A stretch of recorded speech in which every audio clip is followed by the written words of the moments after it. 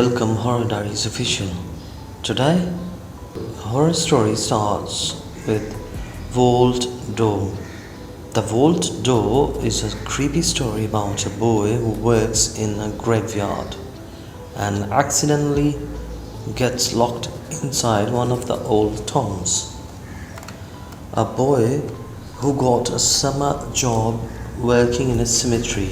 It was not the type of work he would normally choose, but his dad was friends with the undertaker and had convinced him to take the job, despite his fear dead bodies.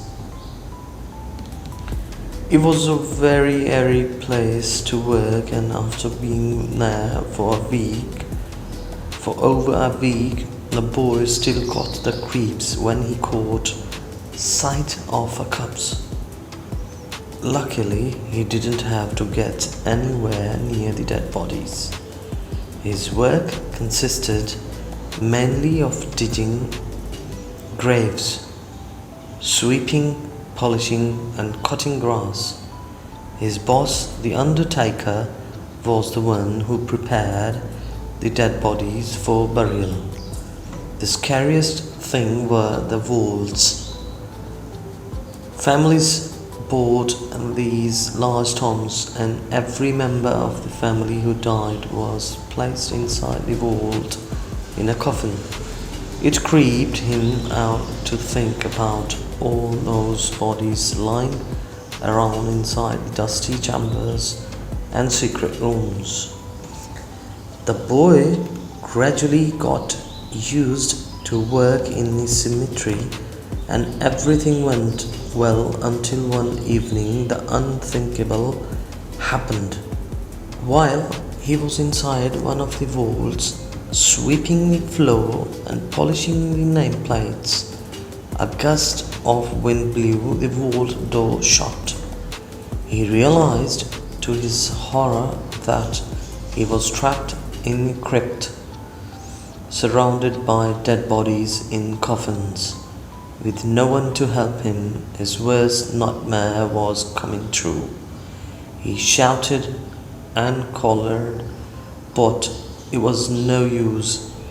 The undertaker's house was too far away and nobody could hear him. As the hours passed by, the desperate boy realized that he would have to rely on himself and began trying to think of a way out. There was a small open window high up above the vault door. Unfortunately, it was much too high to reach. Looking around the tomb, he decided that he could use the coffins. If he stacked them up on one on top of the other, they could form a flight of steps. After stacking the coffins up against the door, the boy climbed up them, gingerly taking care not to tip them over. Just when he thought his plan was working, he stepped on the top coffin and the wood gave way under his weight. His foot went straight through the coffin lid and he felt a sudden, sharp pain in his leg. Crying out in agony, he could picture the splintered wood and rusty nails slitting into his skin. The stack of coffins began to wobble, and for one horrifying moment, he thought he was going to lose his balance and tumble down to the stone floor. Luckily, he managed to grab onto the window and steady himself. He could feel blood trickling down his leg. Despite the pain he was in, the boy pulled himself up and began shaking his leg to free himself from the coffin lid. The stack of coffins tipped over and clattered to the ground. Clinging to the window, the boy pulled with all his might and crawled through the narrow opening. He dropped down on the outside and limped towards the undertaker's house to get help. The undertaker came out and found the poor boy lying on his doorstep, clutching his bleeding leg. He carried the boy to his car and drove him straight to hospital. After the doctor washed off all the blood, he began to examine the boy's wounds. "How did you get these injuries?" asked the doctor. "I got cut by some broken pieces of wood," said the boy. "But these aren't cuts," said the doctor. "They are human bite marks."